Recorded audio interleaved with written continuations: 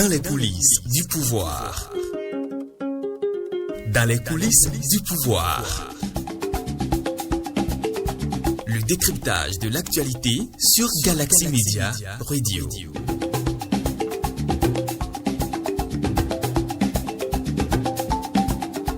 Dans les coulisses du pouvoir.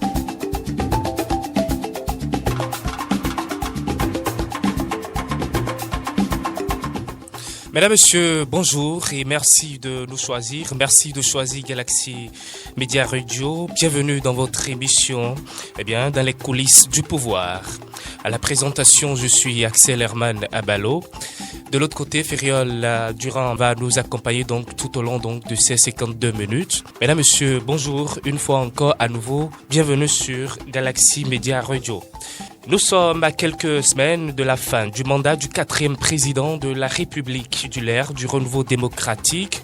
Mais à moins de 60 jours de cette échéance, que de brouillard à l'horizon, que de controverses sur l'essentiel et que d'incertitudes, j'allais donc dire, sur le futur immédiat. Qu'est-ce qu'on doit retenir sur ce qui se passera dans les tout prochains jours quand on parle ou quand on doit parler bien sûr de la présidentielle prochaine. À mes côtés aujourd'hui pour faire donc cette émission, ce débat dans les coulisses du pouvoir, j'ai bien sûr à ma gauche Habib Arandessi. Habib, bonjour. Bonjour cher ami. Et puis de l'autre côté, Vincent Dabli. Vincent, bonjour. Bonjour monsieur Abalo. Et puis pour représenter bien sûr la mouvance sur ce plateau, j'ai donc de l'autre bout de ce plateau Daniel Dassi. Daniel, bonjour. Bonjour monsieur. Mesdames, Messieurs, sans transition, tout de suite nous allons rentrer donc dans le vif du sujet. Je vais permettre très rapidement à Habib Arandessi d'abord de se prononcer pour la toute première question que je vais le présenter, je vais le faire donc pour cette émission dans les coulisses du pouvoir. Habib Arandessi, une fois encore, sinon à nouveau bonjour. Bonjour. Alors, l'élection présidentielle, c'est dans quelques jours. Qu'est-ce qu'on doit retenir finalement au Bénin? On doit, au vu des faits, au vu du contexte, nous voyons clairement que nous sommes dans une situation inédite. Depuis 90 que nous avons tourné la page de la dictature et nous avons ouvert la page de la démocratie. C'est pour la première fois que nous allons à une élection, entre griffes, à une élection et on se pose des milliers de questions. Qu'est-ce qui va se passer? Et vous-même, vous êtes préoccupé par cette question parce que vous dites beaucoup de choses. Et c'est tout à fait normal. Tous les citoyens d'ailleurs se posent des questions. Parce que voilà une élection qui semble être déjà pliée. Voilà une élection qui semble être un match amical entre le président de la République candidat et ceux-là qu'il a voulu. Il a voulu faire un match amical avec eux. Nous avons aujourd'hui provisoirement, selon les résultats de la Sénat, nous avons provisoirement 3 duos. Le duo Patrice Talon Atalata, je pense bien, le duo Irénée Agossa Ekowe et le duo Djemba puis Paul Rompé. Vous voyez un peu, vous allez vous poser des questions, mais pour le Bénin, on a ces 3 duos-là, c'est inédit, c'est malheureux. C'est inédit et c'est malheureux. Et je pense que nous sommes tous béninois. Pourquoi trouvez-vous déjà tout de suite que c'est inédit et dans le même temps c'est malheureux? C'est inédit d'abord parce que c'est pour la première fois une élection présidentielle, nous assistons à 3 duos. C'est inédit. Et c'est malheureux parce que les candidats qui sont en face de nous... N'est-ce pas les conséquences directes donc des réformes Oui, je vais revenir sur les réformes. Si les réformes, en réalité, l'objectif des réformes, c'est de nous conduire à une situation mieux que celle que nous avons l'habitude de vivre. C'est pas de nous conduire à une situation désastreuse, comme ce que nous sommes en train de voir. Si les réformes doivent nous conduire à une élection déjà pliée, c'est pas la peine d'épouser ces réformes. Et ces réformes, malheureusement, depuis 2016, ont toujours écarté, ont toujours exclu Et pour une fois encore, vous voyez, il y a beaucoup d'autres candidatures. Vous voyez la candidature du professeur Joël Aïvo. Vous voyez la candidature de Madame Rekia Madougou. Des candidatures assez sérieuses pour faire le poids devant, la candidature du président de la République, Patrice Talon. Abiba Randessi, pour revenir effectivement donc sur la candidature donc du candidat, si vous le permettez ainsi, que j'insinue ainsi, donc le candidat du FRD. Il s'agit bien sûr du professeur Frédéric Joël Aïvo qui s'est vu écarté donc de cette course, s'est vu évincé, si vous permettez le terme ainsi. Alors je vais m'adresser donc à Vincent Dabli à présent.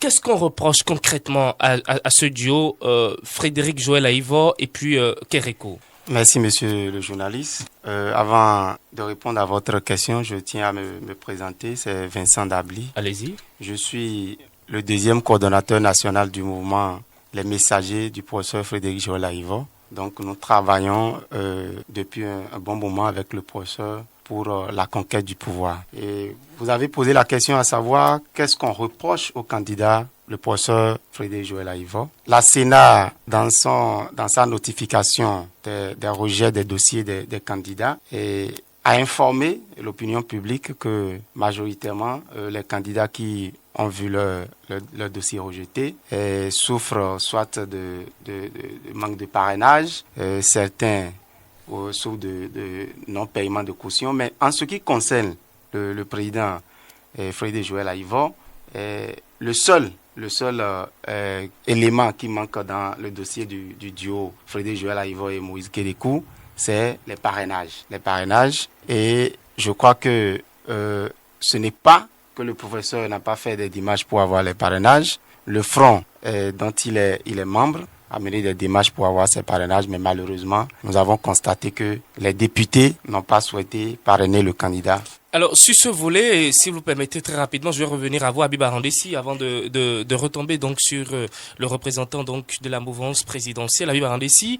Aujourd'hui, on trouve que c'est parce que le duo Frédéric Joël Aïvo et puis Kérékou n'ont pas eu donc la cote du parrainage. Qu'est-ce qui peut expliquer ce genre de fait? Mais nous l'avions dit il y a de cela 6 à 7 mois que le parrainage était un élément d'exclusion. Parce que nous sommes dans un contexte où ceux qui sont appelés parrains répondent dans leur totalité à la mouvance présidentielle. Et du coup, la logique nous estimons, c'est-à-dire si on doit suivre la logique, aucun candidat vraiment opposant et radicalement opposé au régime en place ne pouvait avoir de parrainage. C'est clair. C'est pourquoi nous avons dit, si nous voulons d'une élection ouverte, inclusive et transparente, qu'il faille dès maintenant, je disais ça il y a de cela 6 à 7 mois, dès maintenant sauter le verrou. Nous avons appelé le parrainage un verrou. Et les faits sont en train de nous donner raison aujourd'hui. On n'a pas donné l'ordre aux députés de parrainer les candidats de leur choix. Alors, vous avez vu, selon les informations que je ne vais pas vous laisser aller d'abord là-bas. Nous irons pas à pas. Alors, Daniel Dassi, vous avez à présent donc la parole. On vous jette de tort par ici, par là. La mouvance présidentielle n'a pas voulu donc coter les partis opposants. J'allais donc dire. Qu'est-ce qui se passe concrètement? Pourquoi aviez-vous effectivement refusé ce parrainage? Si les camarades d'en face disent aujourd'hui que la mouvance ne veut pas qu'ils participent aux élections, ne veut pas leur donner le parrainage, je m'exprime en faux. Pourquoi je m'exprime en faux? Est-ce qu'entre-temps, ce n'est pas hier, ce n'est pas le 1er février, c'est pas à partir du 1er février 2020 que nos camarades savent déjà qu'il y aura élection. Il paraît qu'ils ont fait des démarches il y a très longtemps et c'est pas fait d'un mois. Si ils ont... Bon, moi je les mets au défi. Si entre-temps, ils avaient il y a quand même des courriers qui vous ont été adressés, n'est-ce pas? Des courriers datant. C'est quand même pas chose d'aujourd'hui. Le courrier dont vous parlez a été adressé à l'Union progressiste et au bloc républicain. Vous faites partie de quel bloc? Vous faites partie de quel bloc pour ne pas être au courant de sitôt? Non. Moi, je ne parle pas de bloc. Je ne suis ni du bloc républicain, ni de Moël Bénin, ni de l'Union progressiste. Mais vous soutenez le pouvoir en place? Si, je soutiens le pouvoir en place parce que depuis 1960... Donc vous n'aviez pas connaissance de ces documents qui ont été envoyés? Non. Hier, le professeur Frédéric Joël Aïvo à Porto-Novo, au cours de sa conférence de presse, a montré un document qui serait allé vers les partis Union progressiste et Bloc républicain, le 5 février, bien sûr. Le 5 février, alors que le parrainage doit se retrouver dans les dossiers de candidature à partir du 1er au 4 février. C'est-à-dire, le duo candidat Joël Aïvo et Moïse Kérékou sont allés déposer leur dossier de candidature à la Sénat sans le parrainage. Vous estimez que c'est sérieux ça? Moi aujourd'hui, je ne parle pas de la mouvance ni de l'opposition. On est opposé à quoi? Vincent Dabli, aujourd'hui, on vous reproche un retard inédit. Est-ce que c'est la faute même à l'opposition? Qu'est-ce qui se passe concrètement? Qu'est-ce que l'opposition a à se reprocher donc dans cette situation actuelle? Je pense que l'opposition ne se reproche rien du tout dans cette situation parce que ce n'est pas le 5 février que l'opposition a décidé de participer à cette élection. Pendant longtemps, en 2019, on a dit que nous n'étions pas prêts, l'opposition n'était pas prête à participer aux élections législatives. En 2020, on a dit que l'opposition n'était pas prête à participer aux élections communales. Et en 2021, on estime également que l'opposition n'est pas prête à participer à l'élection présidentielle. Je crois que la loi qui parle de parrainage ne nous donne pas une date limite pour pouvoir négocier les parrainages. Et je crois que le professeur a clarifié cela à Porto-Novo hier pour dire que personnellement, il savait que les députés, les élus n'avaient pas les mains libres pour pouvoir lui donner le parrainage. Mais discipline de groupe oblige, le Front pour la restauration de la démocratie dont il est membre a mené des démarches pour qu'en son temps, le peuple puisse être témoin qu'ils ne sont pas restés les bras croisés. Ils ont négocié le parrainage. Et je m'en vais vous dire, tel que mon confrère et mon camarade Habib Arandissi a dit tout à l'heure, que si on devait avoir des candidats réels à cette élection, ce n'est que le candidat soutenu par le Bloc républicain et l'Union progressiste seul qui allait être candidat pour cette élection-là. Et vous allez me demander comment les autres candidats, à savoir Irénée Agossa et Corentin Koé ont pu avoir le parrainage, comment Djemba... Bon, sur ce plan, on va y revenir. Je pense que Daniel Dassi, je vous donne au plus 1 minute pour répondre très rapidement. 1 minute, pas plus, allez-y. Mais si vous donnez beaucoup de temps aux autres... Vous passez déjà la 1 minute. Hein. Il n'y a pas de souci. Moi, je dis que l'opposition n'était pas prête pour aller aux élections parce que vous aurez constaté qu'au sein même de l'opposition, ils ne sont pas organisés. S'ils étaient organisés, à un moment donné, les démocrates sont allés déposer leur dossier de candidature à part. Alors que les démocrates faisaient partie du front. Alors, Habib Arandissi, si l'opposition n'est pas organisée, c'est bon déjà, Habib Arandissi, si l'opposition n'est pas organisée, l'opposition elle est en retard, on lui colle donc tout ce qu'il y a comme attribut aujourd'hui. Qu'en pensez-vous? Je pense que dans tous les regroupements politiques, il y a toujours de divergences, toujours. Au niveau de la mouvance n'est pas organisée.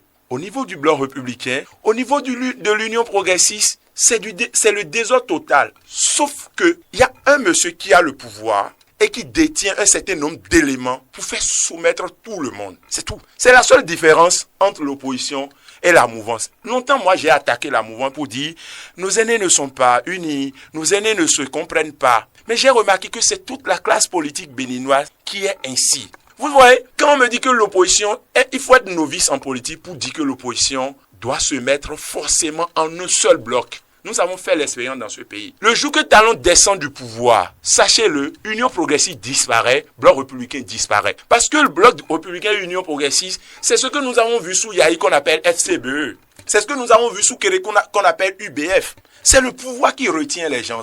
Vous pensez que ABT n'a pas envie d'être candidat? Il a envie d'être candidat. Sauf que Talon fait soumettre tout le monde parce qu'il a le pouvoir. Donc ne prenez pas cet exemple pour montrer, merci à chacun de vous. Nous allons passer à présent donc à une autre question. Le candidat du FRD a donné une conférence de presse hier. Vous étiez en train d'en parler tout à l'heure, vous tous. Joël Frédéric Aïvo est revenu sur 3 faits majeurs, à savoir par les élections législatives du 28 avril 2019, le fameux dialogue tenu à Cotonou en 2019 et enfin les lois votées par la présente législature, c'est-à-dire la 8e évidemment. Dans sa déclaration, le candidat a déploré l'attitude plus ou moins ségrégative du gouvernement en place visant à ne permettre à aucun candidat digne du nom de l'affronter. Je vais commencer d'abord par Daniel Dassy. Que pensez-vous donc de ces propos linéaires du candidat? Moi, je pense que ces propos ne tiennent pas trop la route parce que nous sommes dans un pays sérieux. Et quand on est dans un pays sérieux, on se conforme aux lois de la République. Personne ne peut dire que lui, il est au-dessus de la loi. Si les lois disent quelque chose, il faut respecter les lois. C'est pas en 2016. Les lois sont nées au Bénin. Les lois existaient depuis des années. Et politiciens et personnes. Et pourtant, les lois ont été rééditées, ont été revues. Si vous dites que c'est les lois que les députés ont votées à l'Assemblée nationale qui sont en train d'amener le pays vers de vide juridique, moi je m'exprime encore en faux. Parce que ce sont les filles et fils du pays qui sont à l'Assemblée nationale. Ce ne sont pas les frères et sœurs de Patrice Talon. Non. Il y a des gens du Nord, des gens du Sud, de l'Est à l'Ouest, partout. Toutes les communes du Bénin, tous les départements du Bénin sont représentés à l'Assemblée nationale. Alors, quand les gens disent que ces députés sont des députés nommés, ce sont des godilles, ce n'est pas sérieux. Non. Alors, merci. Alors, Vincent Dabli, qu'est-ce que vous dites au sujet donc des propos de votre collègue d'en face ou de votre vis-à-vis? Non, je comprends la position de mon collègue parce que il ne fait que sur la feuille de route du président qui est leur leader charismatique qu'ils suivent parce que le président nous a dit dans ce pays et pour être réélu pour un second mandat qui n'a pas besoin que son bilan soit le meilleur, qui n'a pas besoin du soutien de la population forcément, mais qu'il a besoin de tenir dans ses mains, d'accord, les testicules des grands électeurs. Et je comprends bien le professeur qui a relaté ces faits pour dire en avril 2019, dans tous ces grands partis qui existaient avant l'arrivée du président Patrice Talon, aucun parti n'a pu se conformer aux lois de la République pour participer à l'élection législative. Mieux, les partis qui ont été même, qui ont fait l'effort de se conformer, on leur a glissé une peau de banane pour les exclure également. Je voudrais nommer le PRD qui s'est vu affronté par Moël Bélin où on a parlé de doublon et au nom de ce doublon, on a disqualifié le PRD. Donc on va parler sur ce terrain. Abiba Randessi, votre avis sur le sujet très rapidement. Le professeur Joël Aïva a tout juste rappelé ce que nous avons vécu, des situations où nous avons été des témoins oculaires, nous avons vu tout ce qui s'est passé. Le fameux dialogue, nous avons vu ce à quoi ça nous a conduit. L'élection ayant conduit à l'installation de ceux-là que eux autres ils appellent députés. Nous avons vu cette élection, ce que cela a engendré. Et si au sein du peuple béninois, c'est pourquoi il y a un député la fois dernière, malheureusement pour notre pays, le Bénin, qui dit qu'il n'y a aucune loi qui dit qu'à l'Assemblée nationale, qu'on devrait avoir des opposants et des mouvements. C'est comme si au niveau du peuple, il y a une unité dans les idées ou bien dans les prises de position. Et on estime que l'Assemblée nationale représente le peuple. Si l'Assemblée nationale représente le peuple, la logique c'est qu'à l'Assemblée nationale, qu'il y ait deux tendances, ceux qui sont d'accord et ceux qui ne sont pas d'accord. Abiba Randessi, mais malheureusement, professeur... on n'a pas voulu dire la vérité au peuple béninois, mais nous sommes des témoins, nous avons vécu les élections, nous avons vécu le dialogue, et nous avons vécu, et nous voyons encore ce qui se passe avec les lois qui sont votées. Nous avons bout de temps, nous irons très rapidement également sur d'autres questions. Abiba Randessi, le candidat Joël Aïva est revenu sur un fait qui défraie évidemment l'actualité ces jours-ci dans le pays, la prorogation du mandat du président de la République sur 45 jours. Avant d'en venir, nous allons faire un tour rapidement en studio pour revenir sur les propos donc du candidat et revenir en studio pour mieux en parler. La régie, merci. Par ailleurs, contre toute attente, le corps électoral a été convoqué pour le 11 avril 2021. Il faut le souligner de deux traits. C'est bien la première fois depuis le renouveau démocratique et les élections présidentielles de mars 1991, c'est bien la première fois qu'un gouvernement au Bénin prend le risque politique de convoquer le corps électoral et de fixer l'élection présidentielle après la fin du mandat du président sortant. C'est la première fois. Or, en application de l'article 42 de la Constitution, en vigueur depuis le 11 décembre 1990, le même article, je rappelle, a été appliqué aux 3 prédécesseurs du président Patrice Talon. Je veux nommer le président Nicéphore Soglo, le président Mathieu Kérékou, le président Boni Yahi, l'article 42 qui fixe à 5 ans le mandat du président de la République. Cet article a été rigoureusement et loyalement appliqué aux 3 prédécesseurs du président Patrice Talon. Alors, en application donc de l'article 42, le président Talon a été élu pour un mandat de 5 ans qui court du 6 avril 2016 au 5 avril 2021 à minuit. Il est donc clair, c'est un juriste qui vous parle, il est donc clair, sur un plan strictement constitutionnel, que le mandat du président Talon prend fin le 5 avril 2021 à minuit et que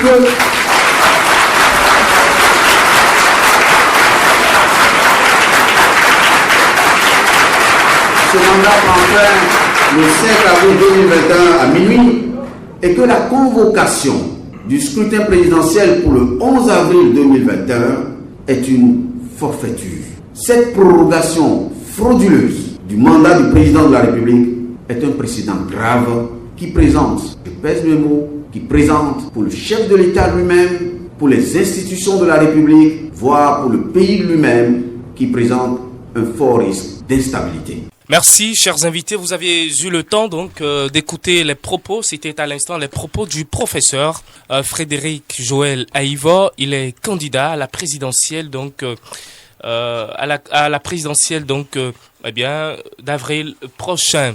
Alors vous l'aviez écouté incessamment. Vous savez déjà de quoi il s'agit. Je vais commencer d'abord par Vincent Dabli. Vincent Dabli, votre avis sur ces propos. Alors je crois que ce n'est pas nouveau, ce discours du professeur n'est pas nouveau. Et le président en exercice, le président Patrice Talon lui-même, il sait qu'il a prêté serment pour 5 ans et pas plus.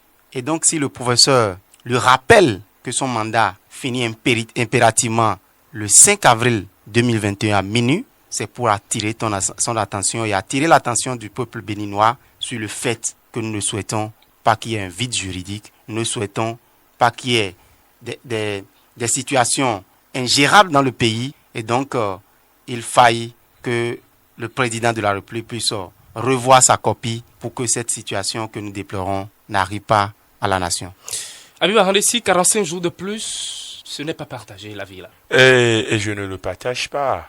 Je suis d'accord avec le professeur Joël Aïva. 5 ans, c'est 5 ans. Ne créons pas des problèmes pour aujourd'hui, pour des intérêts personnels. Ne créons pas des problèmes aux générations futures. Si nous acceptons que Talon prolonge son mandat pour 45 jours, demain, soyons-en sûrs, soyons prêts à gérer d'autres difficultés. Un autre président de la République peut venir parce qu'il a la majorité à l'Assemblée nationale, il se fait prolonger son mandat d'1 an. On pouvait, si c'est pour le groupage, si c'est pour l'organisation groupée, simultanée des 3 élections, on pouvait ne pas toucher le mandat du président de la République. On pouvait ne pas toucher. Il y avait cette possibilité de ne pas toucher le mandat du président de la République et de ne que toucher peut-être le mandat des députés ou bien des maires. Mais non, on a voulu donner à Patrice Talon 45 jours de plus. Et nous sommes dans un contexte où il y a une crise de confiance. Actuellement, c'est le président de la République lui-même qui va sur le marché pour aller contracter des prêts et il n'a le devoir que de faire un compte rendu à l'Assemblée nationale. Et quand nous rentrons dans ces 45 jours, le président de la République n'est plus obligé même de faire un compte rendu à l'Assemblée nationale. Du coup, qui contrôle le président de la République? Qui le contrôle? C'est un vide juridique et nous devons chercher à régler ça. 5 ans, c'est 5 ans. Le mandat du président de la République, Patrice Talon, finit le 5 avril à minuit. À partir du 6 avril, Talon Patrice n'est plus président de la République du Bénin. Et le peuple doit prendre ses responsabilités. C'est ce que les gens n'aiment pas entendre. Puisque c'est le peuple qui a remis le pouvoir à Patrice Talon, c'est à lui de prendre ses responsabilités. Et nous sommes prêts, puisque nous faisons partie de ce peuple, nous sommes prêts à rétablir l'équilibre afin que notre démocratie retrouve ses couleurs. Alors, Daniel Dassy, votre avis sur le sujet 45 jours de plus pour le mandat présidentiel. L'avis n'est pas du tout accepté partout. Qu'est-ce que vous en pensez, vous autres? Non, moi je pense que les amis doivent se calmer parce que 45 jours de plus sur le mandat de Patrice Talon ne gêne c'est rien selon vous. La démocratie. 45 jours de plus là, Ouais. est-ce que ça touche les cheveux d'un Béninois? Le chef de l'État a déjà fait 5 ans. Et c'est les 45 jours qu'il a fait là. C'est en ce moment où vous pensez qu'il peut détruire le pays. Nous sommes tous des enfants de ce pays. Et attention, il faut retenir quelque chose. Patrice Talon ne sait pas donner 45 jours de plus.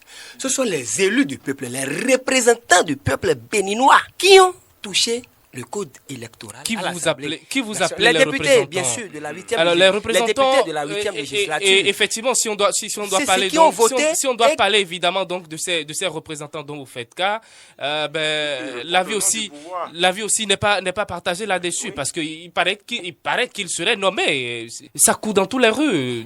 Vous savez, si nous parlons comme ça, nous n'allons jamais évoluer. Non, nous parlons de ce qui est concret, de ce qui se dessine sur le terrain. Nous n'avançons rien. Que les députés ne sont pas des représentants du peuple d'une manière ou d'une autre. Si vous pensez que c'est des députés nommés, c'est ce débat-là que nous avons fait. Ce n'est pas moi qui le dis. Vincent Dabli, les députés seraient... Laissez-moi aller au bout de mes idées. Allez-y, vous avez encore quelques secondes. Ce sont ces idées-là que nous avançons qui sont en train de nous conduire dans la situation que nous sommes en train de vivre actuellement. Parce que vous refusez de reconnaître la légitimité des autres, vous refusez d'aller vers eux pour aller chercher le parrainage. C'est pas nous qui refusons en fait. Nous parlons en réalité de ce qui se passe sur le terrain. C'est la situation au pays. Et elle est malheureuse et désastreuse. Attendons que Patrice Talon finisse ses 5 ans. Plus les 45 jours, selon vous. Non, plus les 45 jours entre griffes pour essayer évaluer le reste. Non, c'est pas évaluer le reste.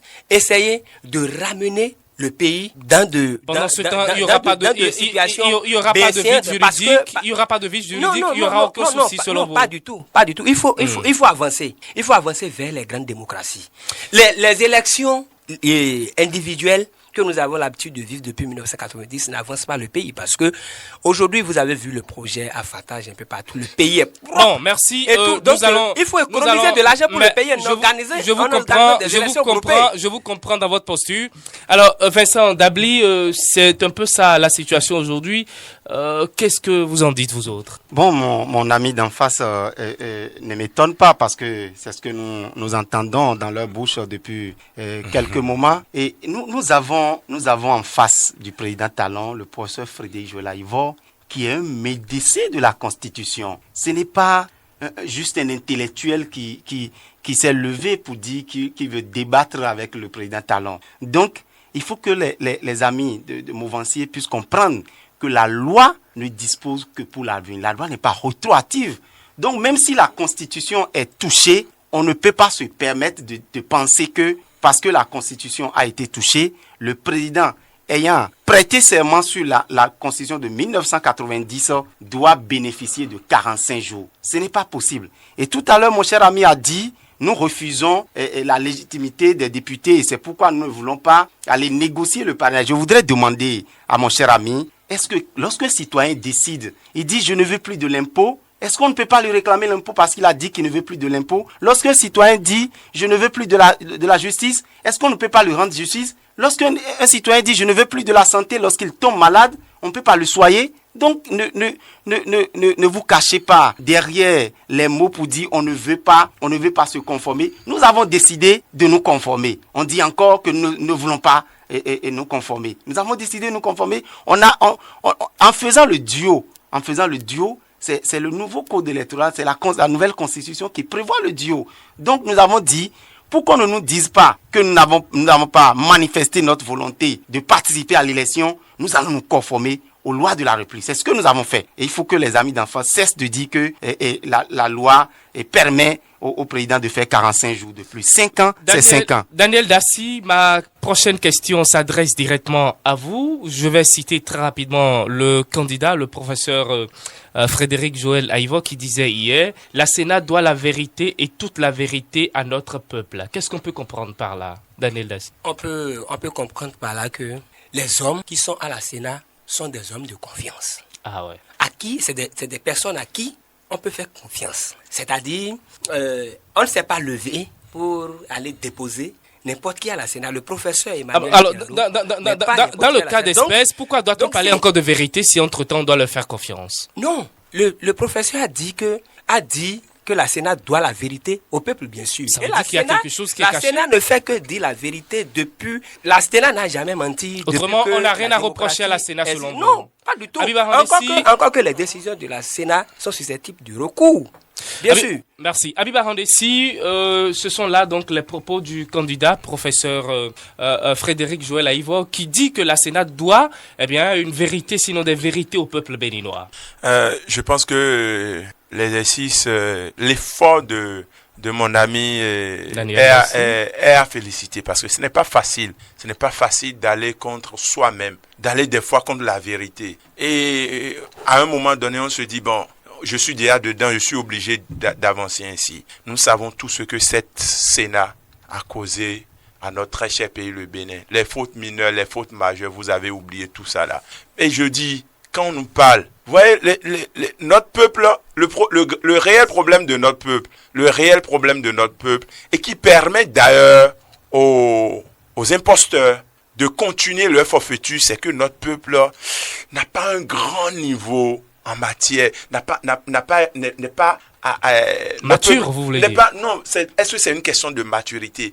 Nous avons un peuple qui n'a pas beaucoup été à l'école. C'est tout. Sinon, non, vous ne pouvez pas, ce que mon ami est en train de dire, vous ne pouvez même pas le dire au Burkina Faso. En France, je ne veux pas aller en France, parce qu'en France, c'est un peu trop mature. Quand on vend, par exemple, un projet de l'État au peuple béninois, c'est une manière d'insulter le peuple. Vous dites ça à un Français, vous parlez d'asfaltage à un Français, il va vous jeter la pierre. Parce qu'il sait que c'est son argent et que chaque président qui vient a toujours construit des routes, des écoles, des hôpitaux. C'est l'argent du peuple béninois. Vous parlez comme si, quand vous rentrez dans un guichet automatique, et vous y introduisez votre carte bancaire et que ça fait sortir votre argent, vous vous mettez à applaudir le guichet. Ce n'est pas ainsi. Le rôle du citoyen, et quand vous voyez des citoyens aguerris, ils vont vous dire, leur rôle à eux, c'est de critiquer quand ça ne va pas. C'est le seul rôle du citoyen. Sinon, tout ce qui reste, c'est l'argent du contribuable. Le jour que Patrice Talon va venir, par exemple, à l'université ou bien quelque part construire des routes avec son argent, il va dire c'est mon argent et nous allons vérifier effectivement que c'est son argent. Vous pouvez nous demander de l'applaudir. Sans quoi tous les présidents, Yahi n'a pas fait échangeur. Qu'est-ce que vous nous dites? Ce sur quoi les citoyens doivent faire débat, c'est ce qui ne va pas, c'est ce qui pose problème et qui crée des grincements de dents. Nous avons vu des élections. Regardez notre démocratie, la force de notre démocratie. Notre démocratie nous a tout donné, cher ami. Elle nous a permis aujourd'hui de nous retrouver dans ce studio et de parler.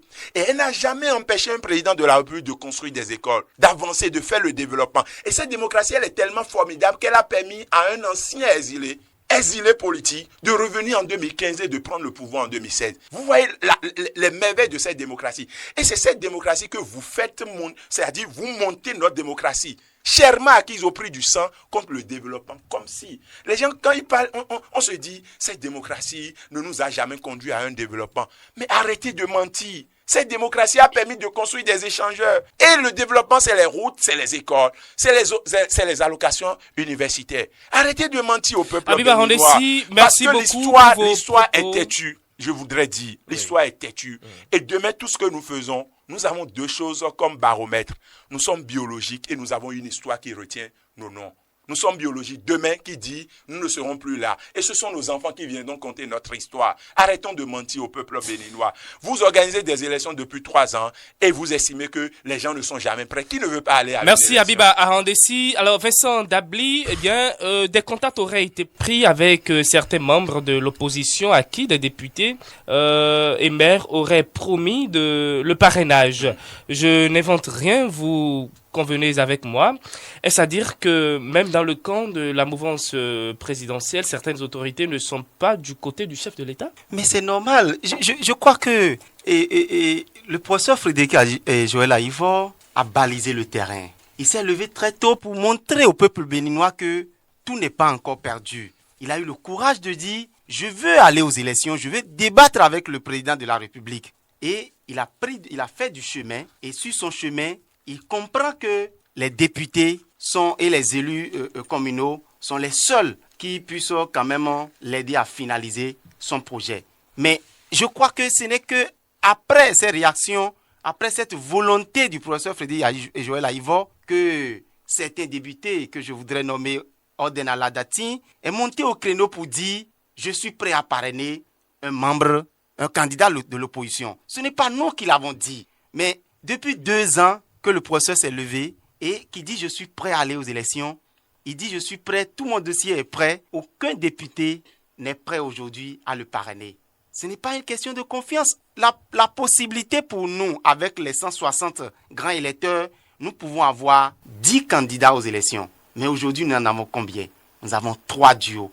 Mais je ne comprends pas. Comment un seul candidat peut s'accaparer de 118 parrains? Ça veut dire que c'est fait à dessein pour exclure. Il s'est pas accaparé, mais les gens sont allés de tout go vers lui, non? Mais je n'arrive pas à comprendre que celui qui s'est levé depuis 2 ans, oui, qui est en train de parcourir du chemin, n'a pas pu trouver ses parrains. Mais jusqu'au 25 novembre 2020, où le président de la République convoquait le corps électoral, il n'avait pas encore avisé qu'il serait candidat à l'élection présidentielle. Alors, mais c'est lui qui obtient je vous comprends le nom pléthorique de Daniel Dassy, comment se fait-il qu'aujourd'hui, dans votre camp, aujourd'hui, on constate que des voix s'élèvent, on monte au créneau, on dénonce des choses. Je prends le cas de l'honorable Soui, qui aujourd'hui dit que, eh bien, on l'a contraint en quelque sorte. Il n'a même pas vu la couleur donc de son parrainage et tout. Voilà que ça pose problème aujourd'hui. Vous savez, le président Boni Yayi, avant de quitter le pouvoir, disait qu'il faut que les gens aillent à l'école. Ah. Si vous n'êtes pas allé à l'école, vous êtes dangereux pour la démocratie. Parce que vous ne pouvez pas faire de débat démocratique. Alors, vous savez cela, mais pourtant vous l'avez envoyé à l'Assemblée, vous l'avez nommé? Il ne faut pas dire que nous l'avons... Il a été bon pour son peuple, et son peuple l'a envoyé à l'Assemblée nationale. Mais il fallait le disqualifier si entre-temps vous savez qu'il fallait aller à l'école. Si vous avez subi les débats ce matin à la Cour constitutionnelle, le député, l'honorable Soui, c'est lui-même qui s'est rendu au siège de l'Union progressiste pour se faire assister, histoire de remplir sa fiche de parrainage. Et il a été assisté par les députés... L'honorable Issa Salifou. Si, l'honorable Issa Salifou. Mais que ce même député, M. Tidjani, se lève aujourd'hui et qui parle, entre griffes, je peux dire qu'il cherche de buzz pour qu'on appelle aussi son nom dans les médias. Quelqu'un qui n'a pas été à l'école, c'est de ça vous parlez? Bien sûr que parce que si vous êtes rendu au siège de votre parti pour vous faire assister à remplir votre fiche de parrainage, vous ne pouvez pas, si vous êtes normal, vous ne pouvez pas revenir. Attention, on va pas utiliser ces mots, ça c'est pas bien, c'est pas bien. Je retire ça. Alors, vous ne pouvez pas dire au peuple que vous n'avez pas vu votre fiche de parrainage, c'est impossible. Au-delà de tout, ça fait marrer également qu'on puisse dire aujourd'hui que on n'est pas instruit, c'est parce qu'on n'est pas instruit qu'on gaffe ou voilà tous ces propos qui viennent très rapidement. Votre avis sur le sujet? Oui, le niveau intellectuel peut poser problème. Et quand le président Boni Yayi parlait, les gens manipulent les vidéos et ils font de petits recoupements pour montrer à l'opinion autre chose que ce qui est dit. Et si c'était du côté de l'opposition, on allait chercher celui qui a fait ça et le foutre en prison au nom du code du numérique. Le président Boni Yayi disait quoi dans cette vidéo? Il dit, le peuple, c'est ce que je viens de dire tout à l'heure, le niveau du peuple béninois ne lui permet pas en réalité de faire les vrais débats face à un pouvoir comme le vôtre. Il dit, quand les gens n'ont pas été à l'école, on vient vers eux, on dit tout, ils acceptent. Ils n'ont pas le pouvoir de faire les vrais débats démocratiques. C'est la finalité de la vidéo. Mais pourquoi vous ne dites pas ce que le président Boni Yayi a dit? Et vous le juxtaposez aux réactions de l'honorable Soui, qui est une réaction vraiment qui doit normalement réveiller le peuple béninois. Si c'était en France, cette déclaration allait même faire quitter, c'est-à-dire le président Talon du pouvoir. Si c'était en France. Parce que le parrainage, du coup, n'est plus un acte libre. Vous imposez aux députés, c'est-à-dire un groupe d'individus impose aux députés de ramener leur formulaire de parrainage et du coup, ils ne savent même plus à qui ils ont donné caution pour aller aux prochaines élections. Dans une situation normale, c'est au peuple, ceux qui les ont envoyés. Et le peuple a envoyé même un soudeur. Arrêtez de dire des choses du genre. C'est aujourd'hui, vous voyez que l'honorable Soui n'a pas été à l'école et qui pose problème. Le peuple a envoyé un soudeur à l'Assemblée nationale pourvu que cet individu incarne les aspirations de son peuple. Et en temps normal, le parrainage même là, ce n'est pas à un parti politique de désigner qui va parrainer qui. C'est le peuple qui a envoyé ce député à l'Assemblée nationale. C'est à lui. C'est une consultation des bases pour dire non. À voir la situation, nous voudrions que tu donnes caution à tel candidat pour aller aux prochaines élections. Parce que le député a le devoir de faire un compte rendu. Mais vous n'avez pas fait, vous avez rempli les choses à la place de ces députés et vous êtes taillé 118 parrains, histoire d'empêcher les autres de se présenter. Parce que si, supposons, le président de la République a besoin de seulement 16 ans ou 32 parrains, 16 ou 32. Parce qu'il y a un débat autour du dispositif 44 de notre Constitution et de 132 du Code électoral. Mais supposons 32. Si le président avait une bonne volonté pour qu'il y ait une compétition, il allait prendre seulement 32 parrains et laisser les autres aller vers d'autres duos afin qu'on ait une élection plus ou moins élargie. Finalement, mais ils ne l'ont pas fait. Ils ne l'ont pas fait. Ils ont pris 118. Ils ont donné 20 aux autres. Et ceux à qui ils ont donné 20, pourquoi vous ne dites pas la vérité? La vérité, en 112 heures, Irénée Agossa et Corentin Koué ne sont plus démocrates. Ils ont créé quelque chose qu'ils ont appelé restaurer la confiance. Ils ont eu parrainage, 20 parrains. Mais au moins, même si on ne veut pas dire la vérité, cher Dassi, nous sommes des jeunes et nous sommes appelés à gérer ce pays demain. S'il y a des questions qui me posent moi problème et qui vont contre ma conscience, je passe sur ça. La fois dernière, il y a eu problème entre Talon et Boni Yahi. On m'a invité dans un studio pour me prononcer. Habilement, j'ai évité la question parce que je dis, ce n'est pas ce à quoi, c'est-à-dire ma conscience ne me permet pas de parler de ces genres de choses. Merci Habib Arandessi. Nous sommes à quelques minutes donc de la fin de cette émission. Ce grand format, 52 minutes, dédié les coulisses du pouvoir. Un dernier tour de table très rapidement pour boucler donc cette émission. Je vais commencer par vous, Vincent Dabli. Que pense faire aujourd'hui l'opposition pour se rattraper ou du moins participer à cette présidentielle? Qu'est-ce qui est encore possible? Un dernier tour. Alors, je vous remercie, monsieur le journaliste. Rien n'est encore perdu du côté de l'opposition. Nous continuons de garder espoir et dans ce sens, le professeur Frédéric Joël Aïvo n'a pas fait seulement une conférence de presse pour dénoncer ce qui ne va pas. Il a fait également des propositions constructives. Et parmi ces propositions, le professeur a demandé au président de la République, le chef de l'État, le chef de la nation, pour dire qu'il faille qu'il propose aux députés qui sont à l'Assemblée nationale, qu'il les renvoie à l'hémicycle pour prendre une loi dérogatoire, pour permettre à ce que, pour cette élection présidentielle, on puisse mettre de côté le système de parrainage et attendre lorsque nous aurons un parlement, c'est-à-dire homogène, c'est-à-dire un parlement rempli de mouvanciers et d'opposants pour que cette loi sur le parrainage soit applicable. Il a demandé également au président de la République de susseoir le processus électoral et de reconvoquer le corps électoral afin que les élections puissent se tenir à bonne date pour éviter le vide juridique qu'il nous fait courir, c'est-à-dire à partir du 6 avril 2021. Merci à vous. Oui, vous n'avez pas encore fini. Allez-y très rapidement. Je n'ai pas encore fini. Vous avez une minute en plus parce que là, nous sommes pratiquement à la fin. Je vous remercie. Que les autres aussi doivent... Je crois que la situation que nous vivons actuellement, elle est très préoccupante et je voudrais remercier le président Frédéric Joël Aïvo pour son engagement et pour sa détermination à restaurer la démocratie de notre cher pays, le Bénin.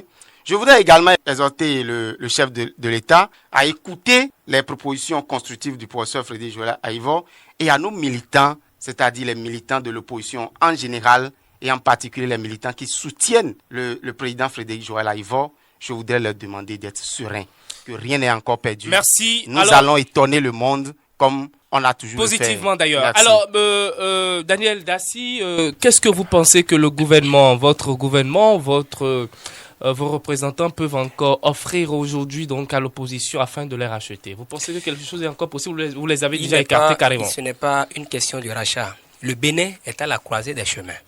Et donc, il faut suivre le mouvement du développement.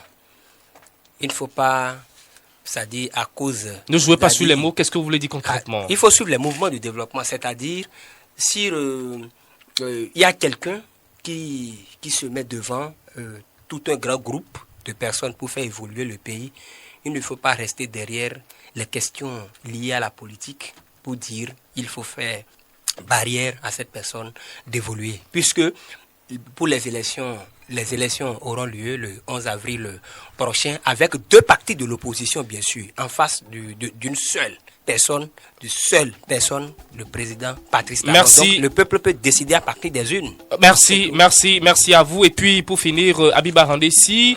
Je fais rapidement une précision. Il n'y a pas 3 partis, il n'y a pas 2 partis de l'opposition. Corentin Koué n'a pas un parti politique. Et le professeur Joël Aïva n'est pas dans un parti politique, mais plutôt dans un bloc. Et même Patrice Talon ne vient pas d'un parti politique. Il est membre de quel parti politique? Il n'est pas membre d'un parti politique. C'est là où vos réformes posent même problème. Parce que vous-même qui dites réforme, nous sommes pratiquement à la vous fin, n'avez pas de parti politique. Je voudrais dire, le dernier mot revient au peuple béninois. Le dernier mot revient au peuple béninois. C'est le peuple qui est la plus grande institution. Et elle doit pouvoir décider, cette institution, bien sûr, doit pouvoir décider de ce que sera le Bénin. Si nous voulons que le Bénin soit vraiment embrigadé par un seul individu, continuons dans cette dynamique. Mais si nous voulons retrouver notre Bénin où, quand il y a élection, déjà à l'heure là, nous sommes déjà dans une certaine atmosphère, dans une certaine ambiance, il faut que le peuple béninois prenne ses responsabilités et stoppe dès maintenant cette machine. Merci à vous, Abiba Randessi. Merci également à vous, Vincent Dabli. Et sans oublier Daniel Dassy, vous qui représentez d'ailleurs donc le pouvoir en place sur ce plateau. Mesdames, Messieurs, chers invités, chers amis, chers auditeurs, c'est la fin donc de ce premier numéro de votre émission Dans les coulisses du pouvoir. Merci de nous faire confiance. À très vite sur Galaxy Media Radio pour un nouveau numéro. Au revoir. Dans les coulisses du pouvoir. C'était une émission proposée par le service de production de Galaxy Media Radio. Galaxy Media Radio, la voix de la diaspora.